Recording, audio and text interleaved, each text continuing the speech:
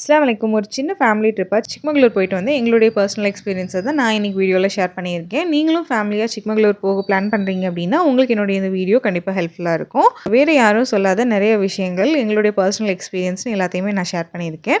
So கண்டிப்பாக ஃபுல்லாக பாருங்கள். வாங்க ஸ்டார்ட் பண்ணலாம். Welcome to home making by Farah. So நாங்கள் சென்னையிலேருந்து கிளம்பி ஒரு 4 டேஸ் ட்ரிப்பாக சிக்மங்களூர் போயிருந்தோம். சென்னையிலேருந்து நீங்கள் பை ரோட் சிக்மங்களூர் போகிறீங்க அப்படின்னா சாலிடாக உங்களுக்கு ஒரு நாள் ஃபுல்லாக ட்ராவல்லே போயிடும்.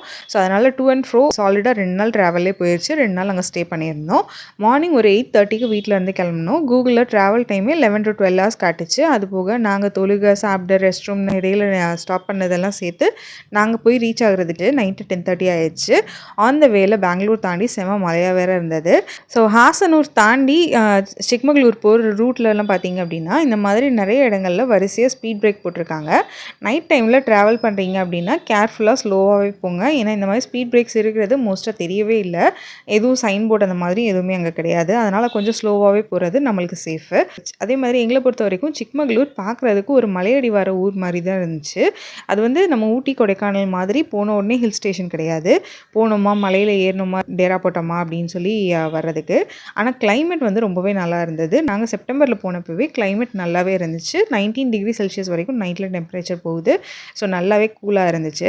இது நெக்ஸ்ட் டே எடுத்த வீடியோ. சிக்மங்களூர்லேருந்து ஒரு 11 கிலோமீட்டர்ஸ் தள்ளி மல்லினஹள்ளி அப்படிங்கிற பிளேஸில் YMG காம்ப்ளெக்ஸ் அப்படிங்கிற இந்த ஹோம் ஸ்டேயில் தான் நாங்கள் ஸ்டே பண்ணியிருந்தோம். இந்த ப்ராப்பர்ட்டி ஜூலை 2025 தான் ஸ்டார்ட் பண்ணியிருக்காங்க. அதனால் ரூம் பாத்ரூம் எல்லாமே ரொம்பவே நீட்டாக புதுசாக இருந்தது. நாங்கள் எடுத்திருந்த ரூமில் ஒரு டபுள் காட்டும் ஒரு சிங்கிள் காட்டும் ப்ரொவைட் பண்ணியிருந்தாங்க. ஒரு வுட்டன் வார்ட்ரோப் இருந்துச்சு.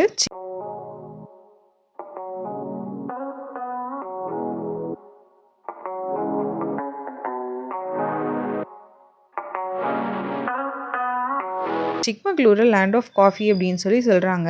நாங்கள் காஃபி பிளான்ஸ் இருக்கிறதே தெரியல. ஏன்னா நம்ம கொடைக்கானல் மூணார் மாதிரி பிளேசஸில் எல்லாம் தேயிலை தோட்டம் பார்த்தோம் அப்படின்னாலே தனியாக தெரியும். ஆனால் காஃபி செடி அந்த மாதிரி தனியாகவே தெரியல. நான் இங்கே வீடியோவில் காட்டிகிட்டு இருக்கிறது எல்லாமே காஃபி பிளான்ட் தான். பெரிய பெரிய மரங்களுக்கு இடையில இந்த மாதிரி காஃபி பிளான்ட் வந்து வளர்க்குறாங்க. அது வந்து குட்டி குட்டியாக ஷ்ரப்ஸ் மாதிரி தான் இருக்குது பார்க்குறதுக்கு. அது கூடவே சேர்த்து மிளகும் இங்கே வந்துட்டு ஒரு ஊடு பயிர் மாதிரி அதிகமாக வளர்க்குறாங்க. ஸோ நாங்கள் தங்கி இந்த ரூம் பக்கத்தில் இந்த மாதிரி ஒரு பெரிய ஃபார்ம் வச்சுருக்காங்க. ஸோ அங்கேருந்து எடுத்த வீடியோஸ் தான் இதெல்லாமே. ஸோ நாங்கள் தங்கி இந்த ஹோம் ஸ்டேவை பொறுத்த வரைக்கும் மார்னிங் பிரேக்ஃபாஸ்ட் ஃபஸ்ட்டே ஆர்டர் பண்ணிட்டோம் அப்படின்னா அங்கேயே ப்ரொவைட் பண்ணிடுறாங்க. அப்படி இல்லைனா நம்ம சிக்மங்களூர் சிட்டிக்கு தான் போகணும். அங்கே தான் பெரிய ஹோட்டல்ஸ் எல்லாமே இருக்குது. நாங்கள் சிம்பிளாக பிரேக்ஃபாஸ்ட்டை ரூம்லேயே முடிச்சுட்டு ஃபஸ்ட்டு கெம்மனங்குடி அப்படிங்கிற பிளேஸ்க்கு தான் போயிருந்தோம். இது ஆக்சுவலாக ஒரு பீக்கு. இந்த இடத்துக்கு நாங்கள் ஸ்டே பண்ணியிருந்த இடத்துலேருந்து போகிறதுக்கு கிட்டத்தட்ட ட்ராவல் டைமே 1.5 மணி நேரம் ஆச்சு. இந்த பீக்கை ரீச் பண்ண உடனே தான் நம்ம ஹில் ஸ்டேஷன் வந்திருக்கோம் அப்படிங்கிற அந்த ஒரு ஃபீலே வருது. நான் சொல்கிறது in terms of view location இது எல்லாத்தையும் பொறுத்த வரைக்கும் நான் சொல்கிறேன். அதனால தான் நான் வந்துட்டு சிக்மங்களூர் ஒரு மலையடி வர ஊர் மாதிரி இருக்குது அப்படின்னு சொல்லி சொன்னேன். இப்போ வாங்க கெம்மனங்குடி பற்றி பார்க்கலாம். இந்த பீக் போனீங்க அப்படின்னா என்னென்ன பிளேசஸ்லாம் கவர் பண்ணலாம் அப்படிங்கிறத பார்க்கலாம். ஃபர்ஸ்ட் இந்த பீக்கில் நம்ம ஏறின உடனே கள்ளத்திகிரி ஃபால்ஸ் அப்படின்னு சொல்லிட்டு ஒரு சின்ன ஃபால்ஸ் இருக்குது. அது பக்கத்துலேயே ஒரு கோயிலும் இருக்குது. அதனால் இங்கே கோயிலுக்கு வரவங்க அதிகமானவங்க விசிட் பண்ணுறாங்க. நாங்கள் சும்மா உள்ளே போயிட்டு பார்த்துட்டு கிளம்பிட்டோம்.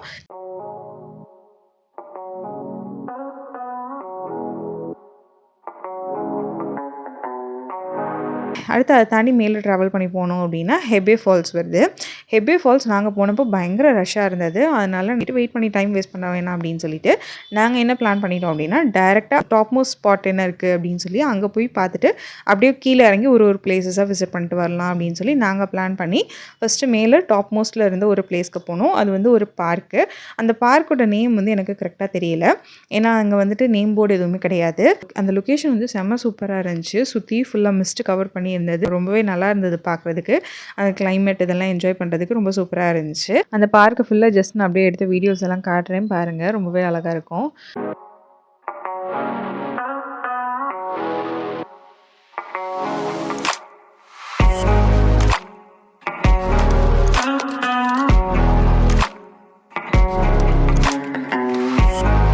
உள்ளே என்ட்ரானோடனே இந்த மலை மேலே நிறைய அனிமல் ஸ்டாச்சூஸ் எல்லாம் வச்சுருக்காங்க. ஆனால் அந்த மிஸ்ட்டு ஃபுல்லாக கவராக இருந்ததுனால அங்கேருந்து அனிமல் ஸ்டாச்சூஸ் எதுவுமே தெரியல. இந்த ஒரு ஜிராஃப் மட்டும்தான் கிளியராக தெரிஞ்சது.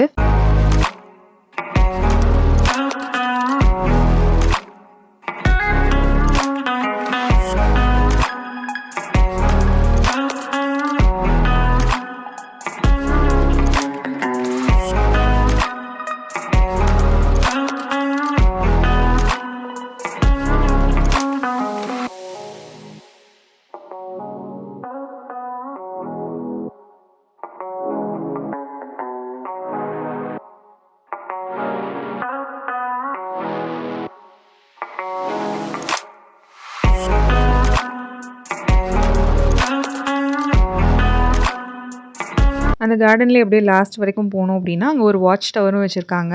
ஆனால் அந்த போகிற பாதை ஃபுல்லாக வந்துட்டு மழையாக இருந்ததுனால ரொம்ப சகதியாக இருந்துச்சு. அதே மாதிரி ஃபுல்லாக மிஸ்ட் கவராக இருந்ததுனால அந்தளவுக்கு ரொம்ப கிளியரான வியூலாம் தெரியல. ஆனால் பார்க்குறதுக்கு ரொம்பவே நல்லா இருந்தது.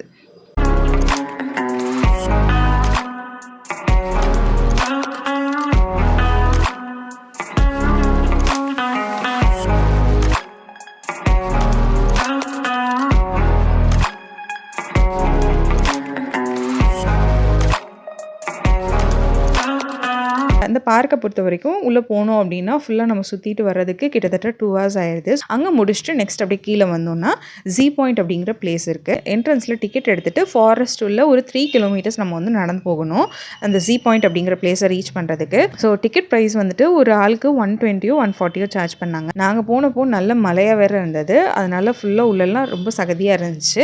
இது உள்ளேயே ராக் கார்டன், சங்கரஷோலா, சாந்தி ஃபால்ஸ், ஜீ பாயிண்ட் இந்த மாதிரி பிளேசஸ் எல்லாம் இருக்கும் அப்படின்னு சொல்லி வெளியில் போர்ட் போட்டிருக்காங்க. ஆனால் அதில் சாந்தி ஃபால்ஸை மட்டும்தான் நம்மளால ஸ்பாட் பண்ண முடியுது. அதுக்கு மேலே அவங்க எழுதியிருக்க மற்ற ஸ்பாட்ஸ் எல்லாம் எது அப்படிங்கிறது நம்மளுக்கு தெரியல. ஏன்னா அங்கேயும் ஆஸ் யூஷுவல் எதுவுமே நேம் போர்ட்ஸ் எதுவுமே இல்லை. இந்த பிளேஸ்க்கு குழந்தைங்க வயசானவங்களை எல்லாம் கூட்டிகிட்டு போகிறீங்க அப்படின்னா ரொம்பவே கஷ்டம். அட்டைப்பூச்சி நிறையவே இருக்குது. போயிட்டு அந்த அட்டைப்பூச்சிங்கள்ட்ட கடி வாங்காமல் யாருமே எஸ்கேப்பே ஆக முடியாது. அந்த அளவுக்கு அதிகமான அட்டைப்பூச்சி இருக்குது. ஸோ அதெல்லாம் கொஞ்சம் கேர்ஃபுல்லாகவே பார்த்துக்கோங்க.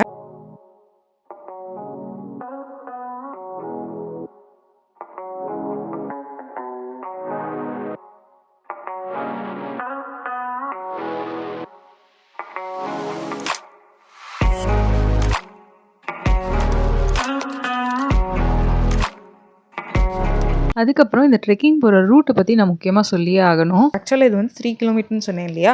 ஸோ சாந்தி ஃபால்ஸ் வரைக்கும் 1.5 kilometers, அங்கேருந்து ஜீ பாயிண்ட்டுக்கு அடுத்து ஒரு 1.5 kilometers, டோட்டலாக 3 kilometers வந்து கவர் ஆகுது. அதில் நம்ம இந்த சாந்தி ஃபால்ஸ் வரைக்கும் நடந்து போகக்கூடிய 1.5 kilometer தூரம் தான் நல்ல ஃபாரஸ்ட் உள்ள நடந்து போகிறதுனால நல்ல அகலமான பாதையாக இருக்குது. நம்ம வந்து ஃப்ரீயாக நடந்து போக முடியுது.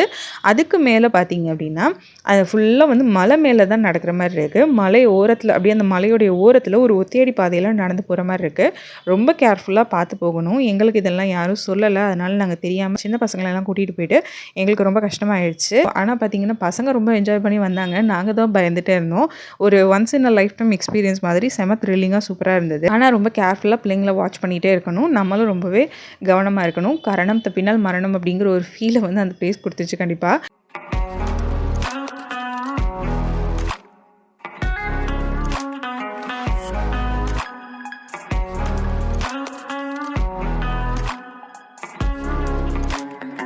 ஸோ அங்கே என்னாச்சு அப்படின்னு பார்த்தீங்கன்னா ஜீ பாயிண்ட்டை ரீச் பண்ணுறதுக்கு ஒரு 500 meters தான் இருந்திருக்கும். சரியான மழை ஸ்டார்ட் ஆயிடுச்சு. சுத்தமாக ஒதுங்கிறது கூட இடமே இல்லை. ஃபுல்லாக சுற்றி ஃபுல்லாக ஓப்பனாக இருந்ததுனால சரியான காற்று வேறு.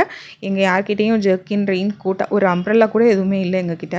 அதனால் நாங்கள் வந்து எங்கேயுமே நிற்கவே முடியாமல் திருப்பி ரிட்டர்ன் ஆயிடலாம் அப்படின்னு சொல்லி திரும்பிட்டோம். டோட்டலாக இதுல நம்ம வந்துட்டு ஜீ பாயிண்ட் வரைக்கும் போயிட்டு திருப்பி ரிட்டர்ன் ஆகிறது மொத்தமாக சேர்த்து ஒரு 6 kilometers நம்ம வந்து ட்ரெக்கிங்லேயே கவர் பண்ணுற மாதிரி இருக்கும். ஸோ அதுக்கேற்ற மாதிரி எல்லா ப்ரிகாஷன்ஸும் ஃபாலோ பண்ணிக்கோங்க. அதே மாதிரி முக்கியமாக சாப்பாடு வந்து கண்டிப்பாக எடுத்துகிட்டு போங்க. ஏன்னா இந்த பீக் ஏறிட்டோம் அப்படின்னா அங்கே எதுவுமே ஹோட்டல்ஸோ எதுவுமே வந்து கிடையாது. சுத்தமாக ஒரு தண்ணி பாட்டில் கூட நம்ம எங்கேயுமே வாங்க முடியாது. ஸோ இதெல்லாம் நீங்கள் வந்துட்டு பிஃபோர் ஹேண்ட் பிளான் பண்ணிக்கோங்க. ஸோ அந்த ஜீ பாயிண்ட் முடிச்சுட்டு கீழே வந்தோம் அப்படின்னா தான் ஹெப்பே ஃபால்ஸ் இருக்குது. ஹெப்பே ஃபால்ஸ் நாங்கள் திருப்பி ரிட்டர்ன் வந்தப்பயுமே செம்ம ரஷ்ஷாக இருந்தது. ஃபுல்லாக வெயிட் பண்ணி தான் உள்ளே போகிற மாதிரி இருந்துச்சு. அங்கே ஒரு 12 kilometers உள்ள ஜீப்பில் கூட்டிகிட்டு போவாங்களாம்.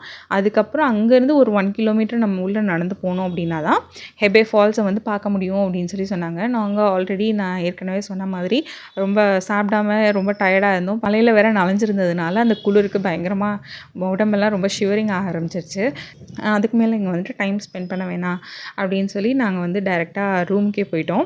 இந்த 4 ஸ்பாட்ஸ் தான் வந்து இந்த கெம்மனங்குடி போனோம் அப்படின்னா கவர் பண்ண வேண்டிய முக்கியமான ஸ்பாட்ஸ். இது எல்லாத்தையும் விசிட் பண்ணணும் அப்படின்னு நினச்சிங்கன்னா ஒரு கிளியரான ஒரு பிளானோட போங்க. அதே மாதிரி சீக்கிரமாகவே காலையில் கிளம்பி போயிடுங்க. அப்போ தான் இந்த ஸ்பாட்ஸ் எல்லாத்தையுமே வந்து கவர் பண்ண முடியும். ஏன்னா ஒவ்வொரு ஸ்பாட்டுக்கும் கண்டிப்பாக 3 hours டைம் வந்து எடுக்குது. ஸோ இதுதான் எங்களுடைய Day 1 experience in Chikmagalur. So உங்களுக்கு இந்த வீடியோ ஏதாவது ஒரு விதத்தில் ஹெல்ப்ஃபுல்லாக இருக்கும்னு சொல்லி நினைக்கிறேன். ஸோ Day 2 சிக்மகளூரில் நாங்கள் வேறு எங்கெல்லாம் போனோம் அப்படிங்கிறத உங்களுக்கு நான் நெக்ஸ்ட் வீடியோவில் காட்டுறேன். உங்களுக்கு என்னோட வீடியோஸ் பிடிச்சிருந்ததுன்னா லைக், ஷேர் அண்ட் சப்ஸ்கிரைப் பண்ணிக்கோங்க. நெக்ஸ்ட் வீடியோவில் மீட் பண்ணலாம். Take care, by.